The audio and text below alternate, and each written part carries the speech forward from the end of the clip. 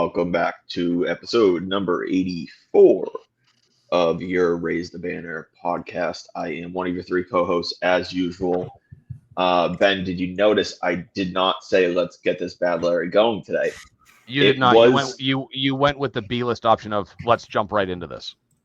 Yeah, all right. I didn't do it on purpose, but I remembered as we were starting up there that I did not say it. But anyways, your three co-hosts, McAtor, Benny, Ballgame, Dareth, Zach Brewitt. How we doing today, boys? Doing well. It is hot. It is very hot. It is hot. All right, that's how you doing? Doing well. It is.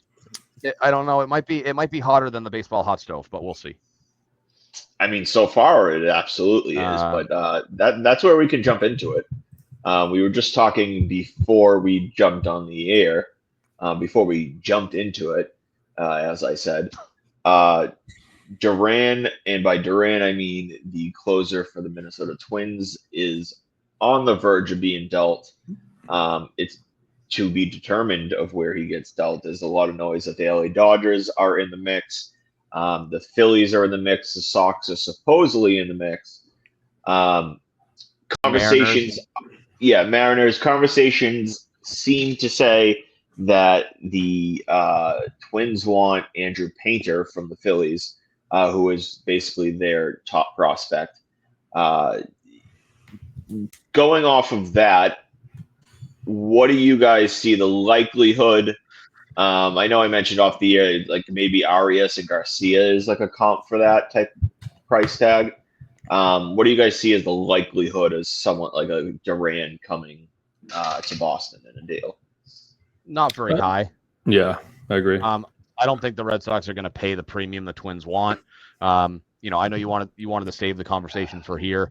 I mean, you could make the argument that Duran is a top 5 closer in baseball, if not the best closer in baseball. I know statistically speaking, it might not be the case this season. Like, I'd have to really take a deep dive into it, but he's only 27. If you trade for him, you get him for the remainder of this year and 2 more seasons of arbitration before he hits the open market. I just don't think the Red Sox are going to pay the price. I understand that guys like Garcia and Arias are expendable because of who we have on the team ahead of them. I just don't know if the Red Sox would be willing to part ways with those quality of prospects to acquire what would amount to be like a 1B or 1A to Chapman being the other one. I would hope that if they're going to make a strong push and trade top prospects, that they're going to be pushing for like a number 2 type starter. We'll see. I just don't think they'll pay a premium for somebody like Duran, but crazier things have been done. So we'll see. Yeah, I agree with Ben. I don't think they're going to pay a premium for really. I have a hard time believing they're going to pay a premium for anybody. I think we talked about this last time in terms of lowering expectations for who they're going to get. Last week or last podcast was more starter centric, but obviously this is more kind of like in the bullpen. I just think they value, again, the controllable arms, and I know we talked about this before we jumped in, but Duran has 2.5 years of control left. Pretty reasonable salary that's going to in theory jump up. But I agree, Ben. You mentioned kind of Arias and other prospects being blocked at the major league level, and that was a reason to maybe not there's a reason to move them. But I think they look at it as what they can get for those guys, and obviously Duran, as you mentioned, is a supreme, one of the best closers in baseball. But I think just the way that this team is operated, the way that Breslow has kind of talked about his approach to the deadline, and the way that reports have come out the past couple of days, it's been for the most part all quiet. I mean, things have jumped up a little bit more in the past couple hours, but in the past couple of days at least, it's been they've been quiet. They haven't really jumped up. They haven't really made any major conversations from anybody else. So certainly tepid in my expectations. However, hopeful that they do make a splash with starter, first baseman. I know the Rays, as mentioned, just made Yandy Diaz available, I suppose, or just began to take calls on him or listen to his availability. So we'll see if Breslow kind of jumps at that opportunity. But I think where I'm at is tempering expectations, same as last week. And I don't really expect them to just ship the farm away for a couple more years of control for a great starter or a great closer or a great player in general. Yeah, I mean, I think naturally we have to be a little bit pessimistic when we discuss Red Sox trade deadline. We've been, I guess, pretty drastically disappointed each of the last few years. They haven't made the moves that we were looking for. That being said, they're in a better spot than they have been basically since 2021 was the last time they were in this good of a spot. On top of that, their wave of young guys are kind of here. Rafael is really starting to come into his own. Roman Anthony has been phenomenal for the last basically about 26, 27 games. His OPS is over 920, 925 range. Abreu's coming into his own. Their outfield seems set, right? Those three guys are basically locked in there long term. I can't see any of the three moving, and that doesn't even include a guy named Jared Duran. So that brings into the question of, okay, where does a guy like Garcia fit in? He's coming in, he's come up to AAA. He has continued to shine in AAA. I think his numbers are like 299, like 915 OPS, 12 home runs in like 50 games. Like he's shredding in AAA. So, they talk in I think it's Jen, she works for The Athletic. I'm forgetting a lot. Jen McCarthy, yeah. She put out an excerpt saying, guys like Garcia and Blaze Jordan, and a couple other guys I forget off the top of my head, are most likely to be dealt because they're going to need to be 40-man roster Rule 5 eligible this year if they don't get put on. So the question comes, okay, what are we going to do with a guy like Garcia? Where is his fit on this team long term? And to me, that answer is I don't really see it. Right? He is a right-handed bat. In theory, he could be the DH, I guess. But he's a guy that I look at and say, okay, he fits the perfect picture of let's use him as a trade chip to go get a different position of need. And Duran, the Twins Duran doesn't necessarily fall into all right, let's give the house for this type of guy. But if a guy like Garcia is on the table to go and get one of the a legitimate top 3 starter, or maybe a Yandy Diaz, they have to entertain a deal like this if it makes them better significantly now. Their job is to trade players that aren't going to be part of their future, right? Yes. Yep. And I think that is he fits that to a T.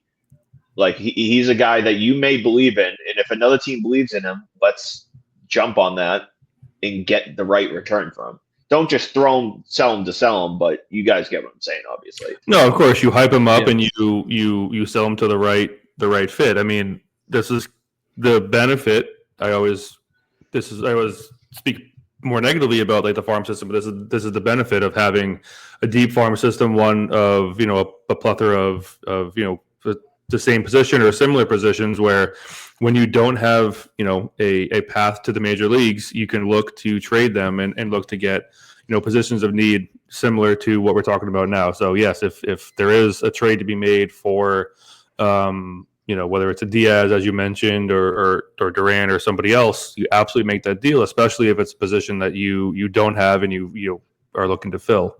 And then you would just look to match up, obviously, the talent level, or at least years of service eligibility, or whatever whatever Breslow and the Red Sox front office deem to be a quality trade, then you look to make that. But absolutely, you look to trade prospects for because like realistically, beyond this season, right? Looking at the lineup beyond the season, what positions are uncertain? uncertain Uncertain, first, second. first base. I would say one of third or second, maybe, and that's a big maybe. Because I do think that there's a good chance Bregman opts in no matter what. I think he loves it here, and either he opts in or they rework out a deal. Yeah. So I think third base is likely to stay, and then Mayer is what? I would have to imagine he's at second, right? Mayer would have to be at second base, which leaves really only first base is your only questionable position. Yeah, I mean, you have like the reason I said second is like you don't know, is it going to be Christian Campbell? Is it going to be Marcelo Mayer? Like theoretically, like Trevor Story may not be here. Depends on what. I mean, I know he's guaranteed a contract, right? It's not like a club option or a whatever. So they'd have to move him. But like, I just meant more like you just don't know who's going to play second base. Whereas like first base is like you don't have a first baseman. No. Well, you do. No, you don't. They'll ship Casas out with the highest bidder. You have a first baseman. You have a first baseman for next year just as much as you have a second baseman for next year. I mean, I wouldn't call platooning your first baseman having a first baseman. That's like saying I have 5 number 1 starters. That means no number Casas one was never going to be a platoon this year. No, but so Casas is probably done in a Red Sox uniform. Thank God. I'm putting first base as a need. I'm saying it's an uncertainty, but I'm just saying like. Yeah, and then they do have an option. I think they're going to move on for a different option. Correct. I mean, you could also consider Campbell's might be a first base option too. No. I mean, he's been working there in AAA. I think they look to move him too. He's not a first baseman. Like they're doing it because they don't have another guy, and they're like, they're throwing dirt against the wall to see what will stick. They're not. They're not trying to convert Christian Campbell into a first baseman. If he has all offseason to learn it, I still don't see him as a first baseman. I think they look to move him before they commit to him as a first baseman. In all honesty, like to Zach's point, I'm not so sure that Christian Campbell is like off the table in a trade. Yeah, but in the next 24 hours, he's certainly not. He's starting to heat up a little bit. And I posted about it the other day. Is like if a team is willing to treat him like a top 30 prospect, right? Because I think he's like not qualified anymore because of his major league at bats and all that. Correct. But if a team's willing to treat him like a top 30 prospect, which is what he was, 5 months ago, then he's got to be on the table, right? He's got to be. Team's got to look at him and say, his deal, 8 years, $60 million. Like, yes, it's guaranteed, which maybe isn't ideal given he's back in AAA, but like, it's not like it's anything crazy. No, you know what I mean. You're not like it's not like they gave him a 10-year, $140 million contract or something like that. Right. So he's kind of he's movable. It really, like I said, it comes down to you have a surplus of these guys.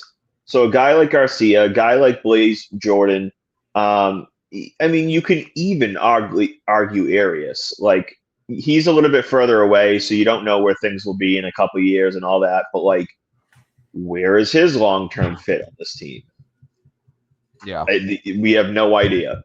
Mikey Romero, like, love Mikey. Obviously, he came on the pod. Like, it was great talking to him and all. But where is his fit on this? On the roster long term.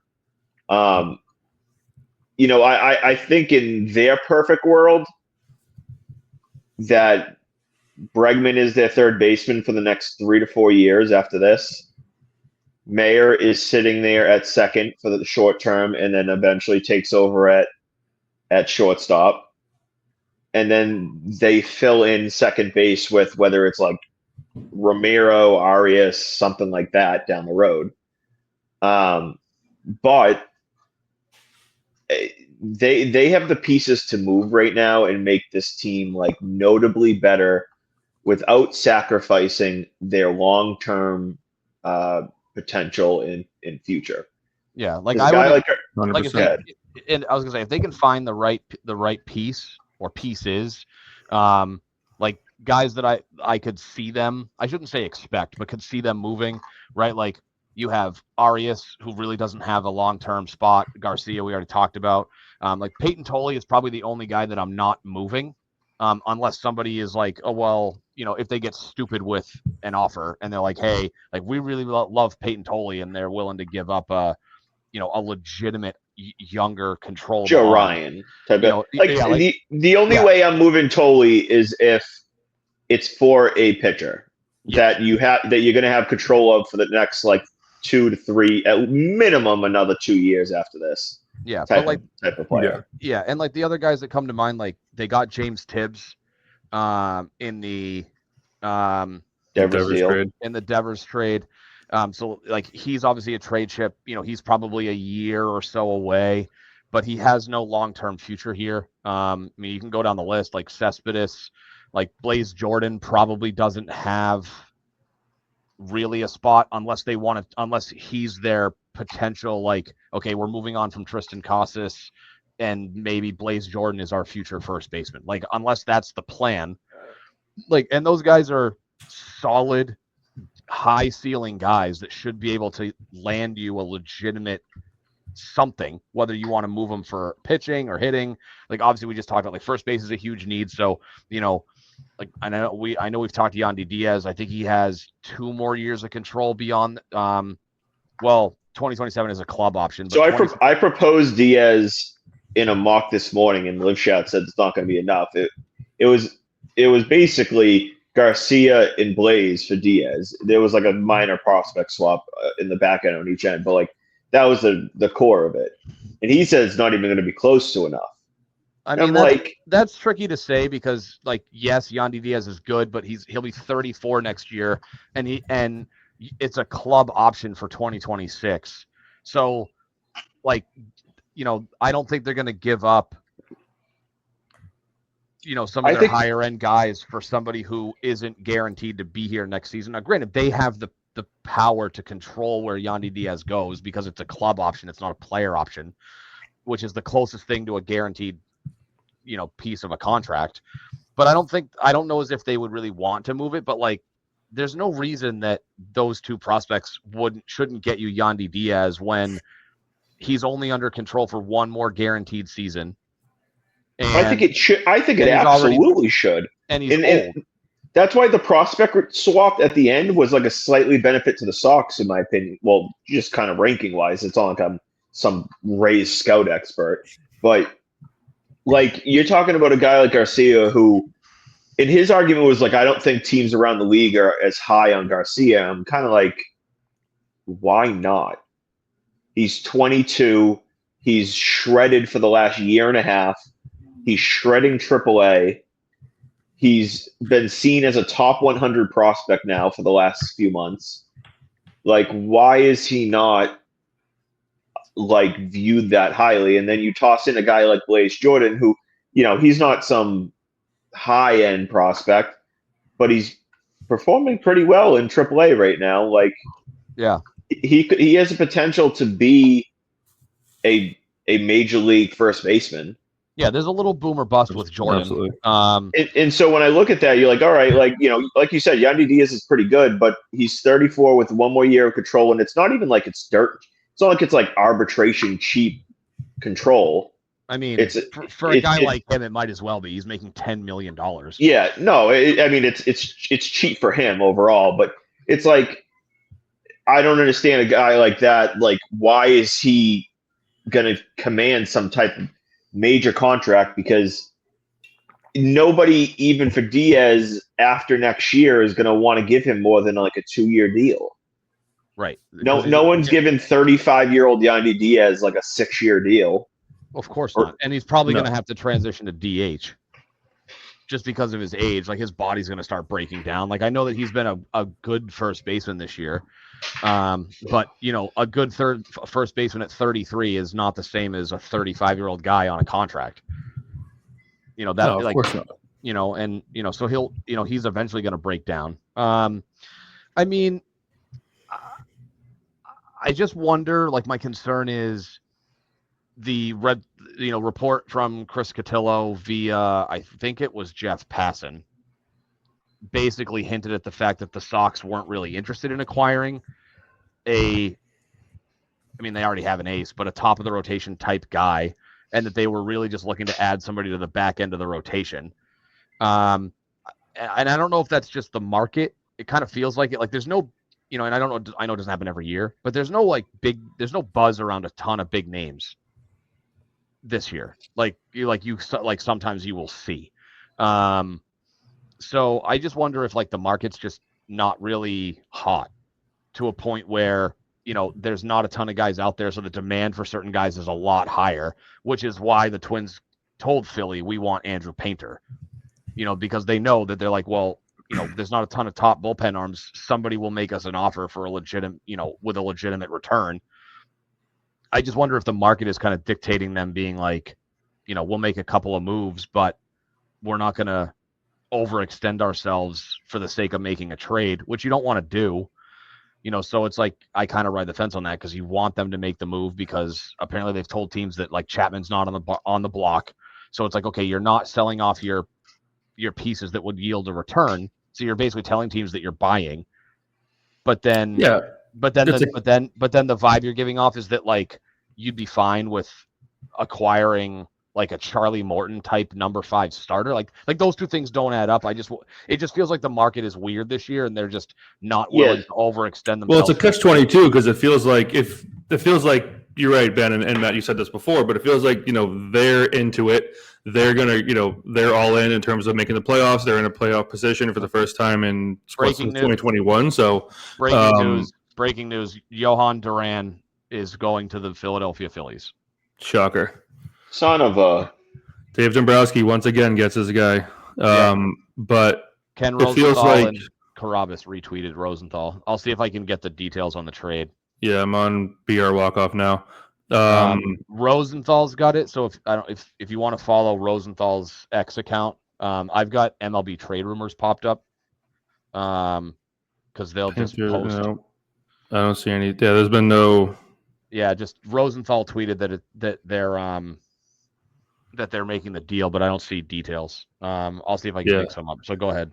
Neither do I. But what I was saying is, I guess that takes one person off the list. But it is a catch-22 because it feels, like I said, that on one hand you're in it, you're all in to go to the playoffs and make that final playoff push. What are they, 5 games out now of AL East? But also they don't want to go too win and kind of mortgage the future for a potential rental or a potential, missing the playoffs, whatever the case, like kind of how like the Rangers did with Cole Reagans and Chapman. So it does leave you in this like middle ground of, okay, well, if we're not going to go get the true superstars, quote unquote, who are on the trading block, Joe Ryan, Johan Duran, you name them, then it does leave us with like those kind of tier 2, tier 3 players who are just inevitably going to be a bit less of the exciting guys and probably less of a impact on your team. But that doesn't mean that like you shouldn't go do them just because you're not going to get the number one. I'm kind of with you of like, don't make a trade to make a trade. Make a trade because you think it'll actually make your team better in the now, but also and keep you guys competitive in the future. Yeah, I don't see them going big on a rental. But like we kind of talked about, they have a few pieces that they can move that just don't fit into their future, right? And I did have someone earlier, Manny P come in. Why not give Garcia reps at first? And I guess in theory, like it could be a possibility over the offseason if he's still here and stuff like that.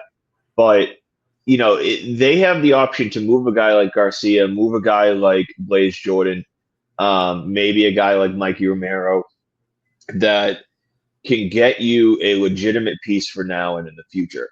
And they need to be. I don't expect like fireworks from them, but they need to go and get a legitimate legitimate two pieces to improve this team.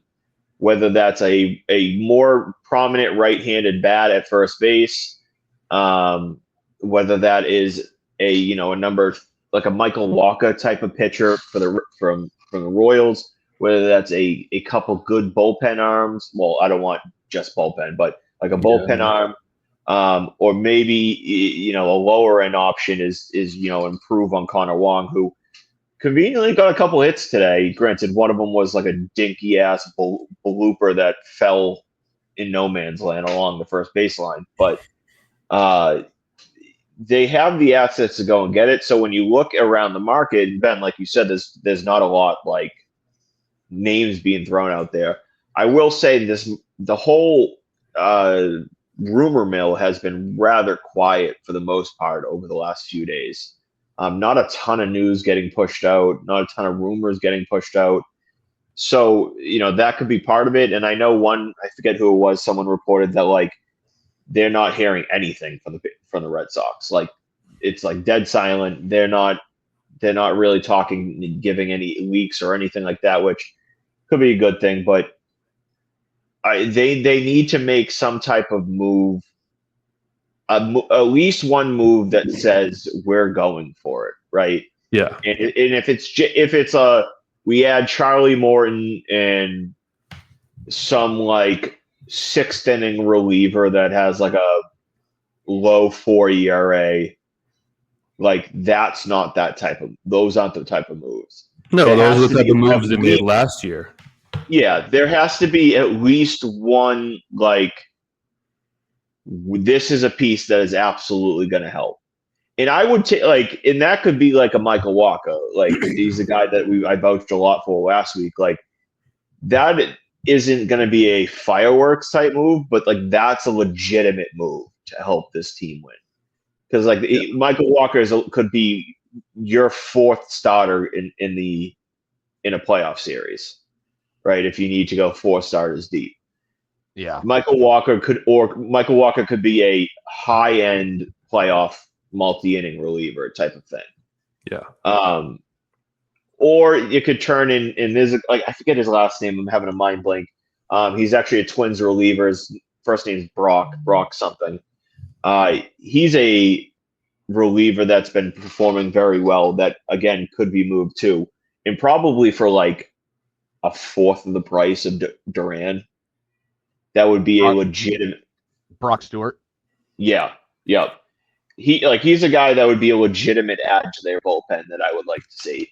And probably wouldn't cost too much. You may be getting to give up like maybe a couple mid-tier prospects. Maybe you throw in like a guy like Zach Kelly or something like that. Yeah. Into the mix to get him here. So it really comes down to like, what do you, Ben, what's your minimum of what you would deem like acceptable? I mean, it doesn't have to be Yandy Diaz, but like a guy who can be a like 2/3 to 3/4 of your games played at first baseman type guy, that's what Yandy Diaz is. You don't have to worry about righty lefty. You don't have to worry about, rotational stuff. So that would be nice. And then I'm a little softer on the pitching situation. Like I'd be fine if you got like a legit number 3 or better. Like I don't think it does. Like to me, it doesn't have to be a legit number 2. Like if you've got somebody who could slot in and be a true number 3, who has the ceiling of being a number 2, that's really what I'm looking for. Like a higher end 3 or a guy that's solidly a 2 is what I'm looking for. If they go out. So the deal is Eduardo Tate and Mick Abel. Who has that?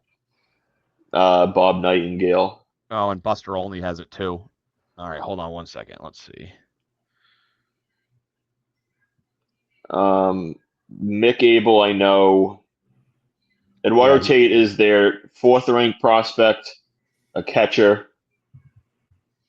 18 years old.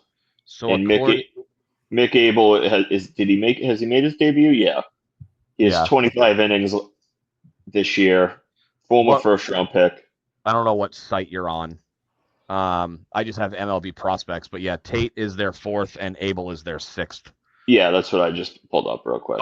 Okay. I don't subscribe to Baseball America, so I can't do the deep dive there. So put that in comparison.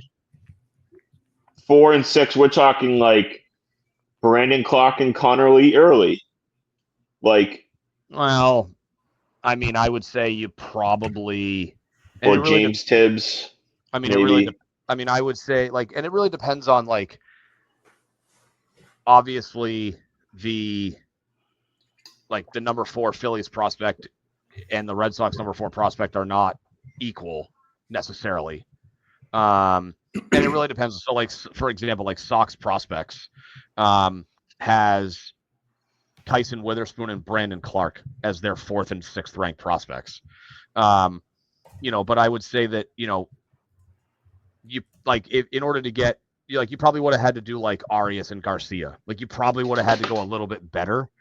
I don't know if that far. I think you could have probably got Garcia and Early or Garcia and Tibbs. Well, you figure too, right? If I'm not saying he's completely dialed in or plugged in, but what if Lifshatz is right and baseball just isn't as high on Garcia as the Red Sox are? So real quick, so Fangraphs, they have Eduardo Tate as their 5th overall prospect and Mick Abel at 13. Okay. What was that again? Repeat that. Fangraphs, Eduardo Tate at 5, Mick Abel at 13. For Major League prospects? That's Fangraphs Phillies top 30 prospects. Tate 5, Mick Abel 13. Most places are pretty much in agreement that Andrew Painter and Aiden Miller are 1 and 2. It seems like beyond that, there's some discrepancies. Yeah.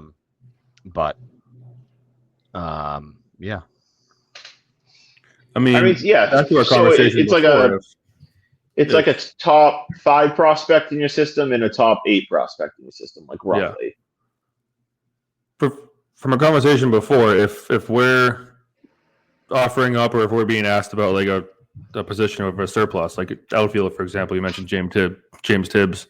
If he was offered up and the Sox declined for whatever reason, I'd be pretty annoyed because there's really no space for him up at the top. But I mean, yeah, I didn't see anything on social media indicating the Red Sox were even having conversations with the Twins about Duran. I saw a few things, but I don't know how legitimate they were. But I saw a few things that they was between the Red Sox, Phillies, and a few other people for Duran.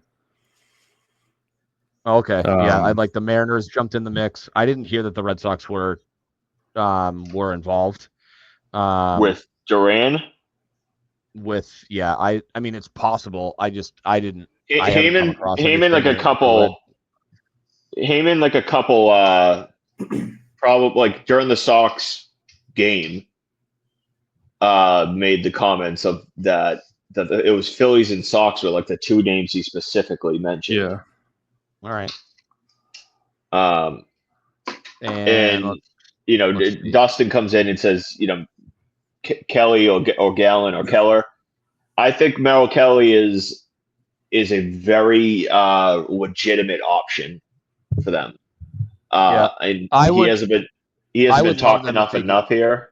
Good. I'd love them to go get Zach Gallen. I know he's had a rough year.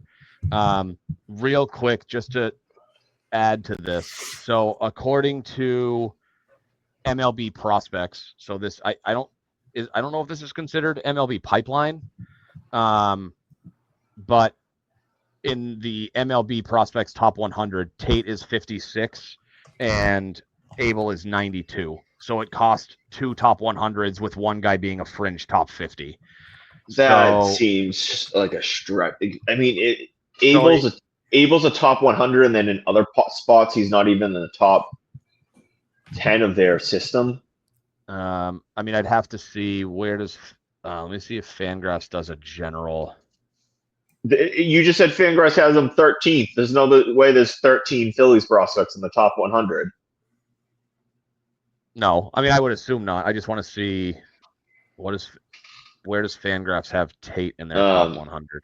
They do a top 100. So Eduardo Tate. Let's see. How old is this article? Oh, it's from February. It's not up to date. Yeah. Their February top 100 didn't have either of those guys in the top 100.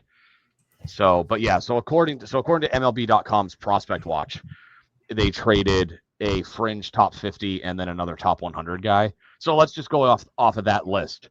So for the Red Sox to have made that deal, you're talking, let's see, who's like near the bottom of the 100. So that would have been arguably either Peyton Tolley and Garcia. Garcia's 89, Tolley's 93 on the MLB Pipeline top 100.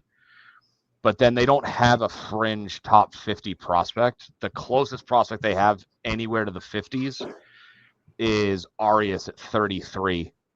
So like you probably could, like, if they really wanted to get him, they probably would have needed to give up Arias and then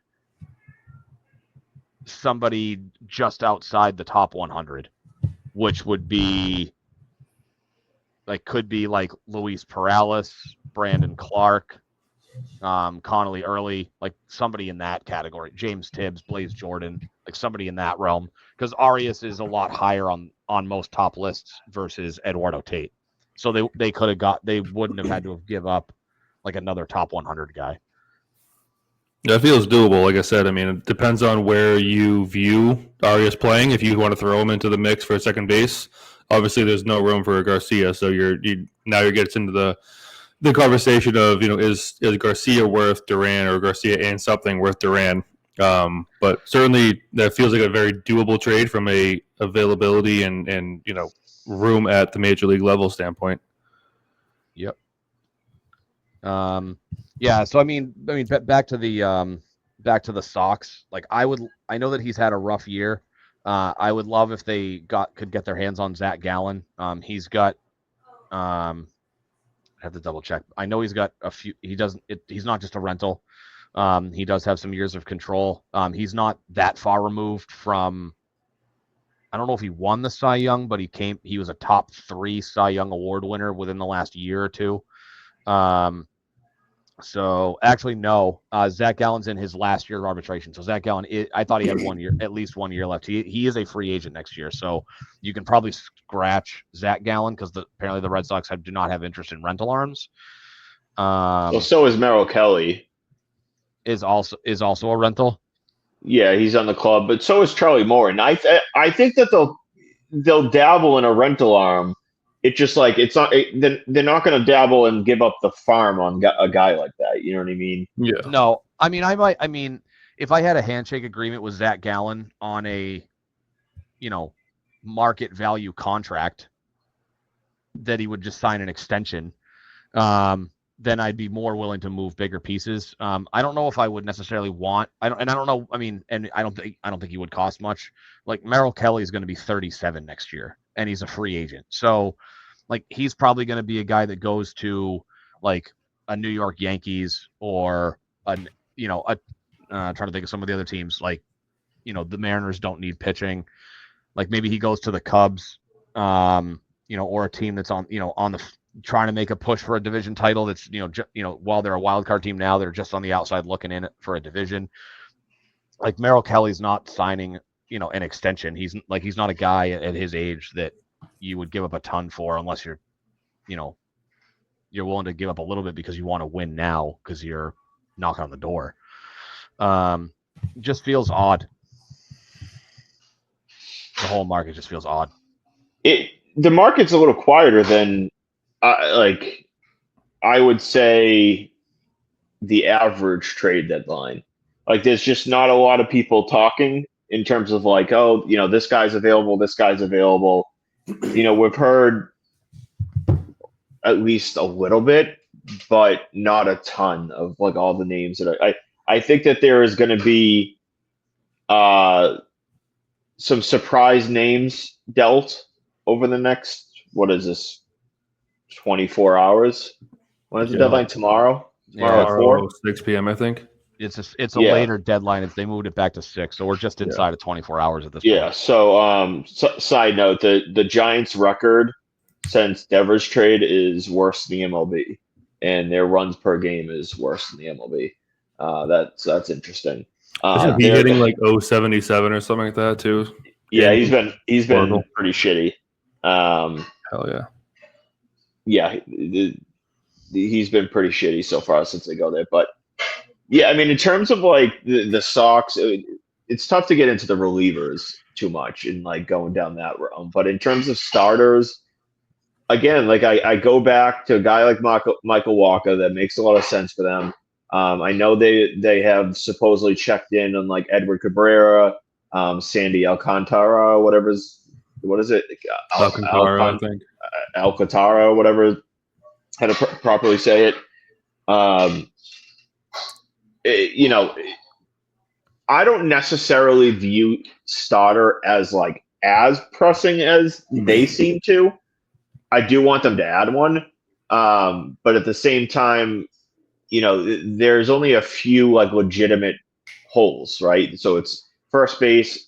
They could use a starter. They could use another bullpen arm and maybe upgrade a catcher. So I think that they absolutely have to do at least 2 out of those 4 things. And catcher being last on that list because like it's the backup catcher type of thing. So it's like it's not even like Wong is playing even half the games.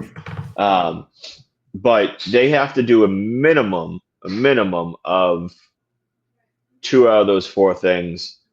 And by address, I mean like legitimately address, not like sign some Joe Schmo reliever to come into the mix. I mean, yeah, and there's a couple other guys like some guys have already been moved, like Tyler Rogers already got moved. You know, there's like Bednar might be on the block. You will see. But I guess it's like you said, it's really hard to dive into that. I mean, obviously that you can't have enough pitching. Like I feel even in today's day and age, like you win championships with elite pitching and really good defense. That can overcome, you know, if your offense isn't playing well, your offense doesn't need to be on its A game every day if your pitching staff's only giving up, you know, a run or 2 or even 3 runs a game. So, you know, you can never have enough pitching. I just, you know, can't speculate on the details, but I just hope this isn't one of those situations where they look at it and go, like, you know, we don't need certain things. But yeah, the reliever market's interesting. Like I would be fine if they went out and they got like a David Bednar. I'm not exactly sure who else might be available, but you know, I mean, I like Waka, but like that's a guy that like I would like if they say they got Yandy Diaz and Michael Waka, like I'd be like, great, like we got Yandy Diaz, he can definitely help, but like Michael Waka would be like yeah, he fits and he helps, and I'm like, but he doesn't really move the needle. Like he wouldn't excite me as a guy they brought in to like be part of the rotation. No, but I mean, as long as they get, as Matt said, like someone who fills a position of need, I would, you know, by talking myself into Michael Waka really over the duration of his podcast, more so because he's pitched in the playoffs before, and he's certainly pitched in Boston before, right? So like he didn't pitch in the playoffs in Boston, but he was with St. Louis when they were in the playoffs. He was with, you know, he's been around the block a few times. He knows what it's like to pitch in playoff baseball. And also, if they were to go out and get a guy who doesn't necessarily fit like a need exactly, but can certainly provide, you know, a spark and can provide, you know, as a plus. If he's negative on, let's say, defense at first base, if he's a plus elsewhere in terms of at the plate with power or average, similar to how Kyle Schwarber was in 2021 when they were in the same position before. Like they tried to shoehorn him into first base, which was a negative, but then he was just an absolute monster at the plate. So if they can get someone like him to, as I said, like a Yandy Diaz, right? He obviously plays first base. He'll probably be a DH in the future, but he'll he'll mash at Fenway Park if they think it's a. And grade me this: Diaz and Waka are the two deals. They don't give up. They give up. Let's say Garcia and Blaze for Diaz, and they give up Mikey Romero and Cespedes for Waka. I give it a B minus. The only reason I give it a maybe B minus is because I don't know that I really want to face two guys you gave up in the AL East, but that's really just a semantics thing. So I'll be like, I'd be happy with that. I mean, yeah, I'm kind of in the same boat. Like it's like B would and that would be, like the players that you got in return. Yeah, you didn't give up a ton, but it's like that's not. Like, those two guys are not helping the Boston Red Sox win the World Series. Well, then when we're talking about they need to go and get a superstar player, no. I'm just saying, like, I would much rather I would much rather them go get a better, I would much rather trade more key pieces for Joe Ryan than give up middling prospects for Michael Wacha. That's what I'm saying. Like Joe, and more so for Joe Ryan, Yandy Diaz moves the needle for me more so than Wacha does. Like, if it's Michael Wacha and Joe Ryan, I'd be like, okay, the Red Sox are for real. Well, yeah, if they got Yandy D, if they got Joe Ryan and Pete Alonso, it would be an A+. But see, I also disagree that Diaz and Wacha doesn't help them win a World Series. Those are two legitimate players that fill holes for them and make them a notably better ball club. Yeah, Diaz immediately jumps into the top 5 of the order. He's a top 5 bat that can crush the ball and fill a position of need. And then Wacha would come in and be a very legitimate number 3 or 4 for them. Yeah, and I don't want to act like this team doesn't necessarily already have guys who can be, veterans of the locker room, can get us to the World Series. I mean, Bregman is the first one that comes to mind. Other players on that team have won the World Series too. So it isn't like we're looking for a complete rebuild, just guys who can kind of balance the roster out and provide more, whether it's depth or, again, balance to their lineup, field, whatever. So, no, on paper, Walker's not going to jump off the page and be like, Steve Pearce was. But, although I guess he could be a Steve Pearce, because Steve Pearce didn't really jump off the page either. So, no, I would prefer that they go get a better pitcher. Of course. Obviously we all would. Of course. But in a vacuum in that scenario, and I'm not to say that acquiring Michael Michael Wacha doesn't do enough that you should have just not traded for him at all. That he just doesn't really excite me in the way that makes me if you get a B, but he doesn't excite me enough to make you feel the team believes they can make a run and win a World Series this year. Yeah, right away. Here's just a hypothetical. What do you think the Giants would say? Let's say Devers was on board with it. What would you think the Giants would say if you offered the exact same players back for Devers? They'd probably take it. Do you think they say no, or do you think they say yes? At the way he's been playing, the way they've been playing, I think they probably would very much consider it. For what, 7 years? How many years does he have left? 7, 8? I think it's this year. I think it's this year and then 7 more. So 7.5 roughly years, a little less than that. For imagine the Sox trade him back for everybody but Tibbs. Yeah, for 7.5 years for a guy who's been sucking for you for the past month and a half, and you give up just prospects back. I'd think they'd have a hard time saying no to that. Yeah, this is the 3rd year of year 10 of his deal. So it's the rest of the season and 7 more. Okay. Oh no, it is. Right. I can't count. The first thing on Spotrac is it's crossed out his arbitration year, So I thought it was that. No, he's got this year and then 8 more seasons. Was it an 11-year deal then? No, it was a 10-year deal, but the deal didn't start until 24. Oh, so it was like his last year of. Yeah, but I don't know. But it's weird. It Okay. says on their website. It has a strike through on the arbitration 3 for the status of his 2023 season. So I assumed So they bought out that arbitration year. they must have bought it out for a higher value, and that they must have bought out the arbitration year for a higher value and said we'll start your contract in 2024. Okay, so on paper it was 11 years, but in reality it was 10 plus. Yeah, AAV. he signed it in 2023, but it doesn't look like it started until 24 because it's 1, 2, 3. Yeah, that was a panic move by John Henry. 10. Yeah. 2023 was just a boost in salary, and then the extension started in 2024. Gotcha.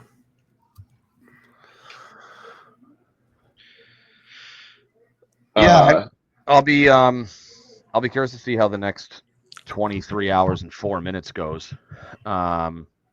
I'd like the Red Sox to make some moves, as we would all, but I mean, I suppose anything's plausible at this point. It's so quiet that it's really hard to gauge. Yeah, nothing's been coming out. All I've been seeing is that there's been like nothing. The only reports I've been seeing is that there's not a lot of reports out. Yeah. I mean, like obviously Duran just got traded. Tyler Rogers was acquired by the Mets like an hour and a half ago. Mm-hmm. So, and the Giants traded him. They gave up 3 prospects. They traded 3 prospects. They acquired 3 prospects from the Mets. But Brian Hayes went to the Reds. That's right. Brian Hayes got traded. I guess the only other notable thing from a couple hours ago from Ken Rosenthal is that the Mets, although the Phillies are out of it at this point, but that the Mets and Yankees would be, and the Phillies too, but they're obviously not going to have those conversations anymore, have been in contact with the Athletics. I almost called them Oakland, but they're not Oakland anymore, about Mason Miller. Oh. Not an arm I would want to face if I'm a Red Sox. No. But so yeah, man. so from 5 o'clock says Yankees, Mets, and Phillies have all engaged in talks with the A's regarding Mason Miller. And it says the update comes 10 days after Bob Nightingale reported that in no uncertain terms, Mason Miller was not going to be traded. Says that Rosenthal basically said that they're listening, but it's unlikely that he gets moved. Obviously, it doesn't involve the Red Sox. Could if the Yankees pull the trigger. But yeah, certainly an oddly quiet deadline. I mean, that Duran news came out, I think, like that it was down to the Red Sox, Phillies, Mariners, even within the past like hour and a half, it feels like, and then Dave does what Dave does and pulls the trigger. So we probably won't even know of any Red Sox news until it happens. Yeah, which is unfortunate. That's what Dombrowski does. Which is unfortunate. Unless the Twins want to open up just the roster for everybody and start giving us Duran for free. I mean, I'd be very okay with that. Yeah, it's tough to like jump into too much like hypotheticals in these type of talks. It's just really like what are the Red Sox going to be? Are they going to be legitimate buyers, or are they going to be fake buyers in this situation? That seems to be the question. And for all of our sakes, we're all like trying to keep a guard up to not have too high expectations. Mm-hmm. But at the same time, like we can't help ourselves. Like we expect them to be at least semi-real buyers, right? Absolutely. Yeah. Have to be. I mean, yeah, you have to be. I don't expect this to be they'll sit on the fence and they'll buy a little bit here and sell a little bit there. I think they have to be buyers. I think that, I mean, at least so far to this point, like the American League hasn't gotten better, but I would say that kind of makes the argument that they should be going out and making these moves because no one's separating themselves from the pack. They're 8 games over 500, 5 games out of the division. They're a game up on, I think it's Texas for the last wild card spot. I'm sorry, they're a game up on Seattle, 2 games up on Texas. So they're 2 games clear of a wild card spot, and then it gets into the Tampa Bay Rays are next in line. So, given that no one's really making the moves, I kind of feel like someone's got to pull away and make a move. Yeah. You got to do something. Like we talked about, this is the first time that they've been a legitimate buyers, like in the buyer world since 2021. And the question is, like, are they going to show that they're for real? They just unloaded a ton of, annual money from Devers, so they got money to spend. So it's like, do something. And I mean, we can kind of leave it at that, and we'll see over the next 24 hours if they are gonna step up to the plate. But like, pun intended, without beating the same drum over and over again. Yeah, it's like that. It's like the stick meme where the cartoon stick guys like poking, being like, "Do something." Yeah, exactly. That's how we all feel. Yeah. So, all right, we'll wrap it up there. We got plenty of time to do Patriots talk in the coming weeks and really months. Any final thoughts here on the Red Sox? In terms of the trade deadline and what you kind of are hoping for and expecting. Like I said, doesn't have to be the big splash. Doesn't have to be the Joe Ryans or the you name it. Just do something that you think is going to help you get to the playoffs for the first time in 4 years. That if he's here next year, great. But don't like. I would hate to see them not make a move because of like the future in 3 years, whatever that's going to be. Within reason, of course, but like if you think he can make you a better team, help you get towards the playoffs, offensively or defensively or whatever, pitching wise, have to make it, have to pull a trigger, be aggressive. Yeah, and I think that they can be aggressive without selling the future. I mean, obviously part of the future is here now, right? Like I know Mayer just went on the DL, but Roman Anthony's been very, very good lately. So yeah, I mean, be aggressive enough, but don't be stupid. Would love to, be scrolling, Twitter tomorrow and, Red Sox get, go get a Zach Gallen type guy or or splurge a little bit for a Joe Ryan if the Twins are willing to cool on their asking price. I guess they were asking for like a Garrett Crochet type return, and Joe Ryan is not Garrett Crochet. And then, whether it's Yandy Diaz or not, you gotta go get somebody at first. It's a short wish list, but like Zach said, be aggressive, but also don't be stupid. Yeah. Yep. Yeah. All right. We'll leave it at that. Give me something though. I just want to be, I think we're all a little bit excited for the Red Sox right now for the first time in a while. They're playing some pretty good ball over the last couple of years, couple weeks, couple months, really. Years. Yeah, a couple of years. So it's just like, all right, give me something to believe in. And I'm hoping at this time tomorrow, they show us that they believe in this roster and team as much as we do, right? I mean, that's kind of like the basis of it. So yeah. All right, that will do it for this week. We appreciate you all listening. A few of you tuned in, gave some comments. This will be up tomorrow, maybe tonight, but tomorrow morning at the latest. Till then, we're raising the banner. We'll be back with a post-trade deadline next week, and then we'll be jumping into some Patriots talk as well. as the season progresses. And I think it's a week from this Friday is the first preseason game.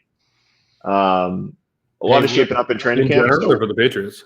Quick on X, according to Jen McCaffrey. Jaron Duran is squarely in the mix as the trade deadline gets closer, with the Padres continuing to be aggressive. The Red Sox are apparently would consider moving him to acquire Dylan Cease and Leo DeVries. That's the Padres' number one prospect. I would do that. Do that in a heartbeat. So the Mets are trading for Ryan Helsley. That was the other name I was trying to think. That he was the other relief pitcher that was I was blanking on it earlier. So just to not to jump it, but Leo DeVries is their number one prospect. He is also, I believe, he is the number 3 prospect in baseball on MLB.com. 18-year-old in high A right now. Like, he's got everything I read on him, because I was doing some mocks and stuff the other day. He's got that type of potential. 6'1", 183, shortstop. Like, he's built very well.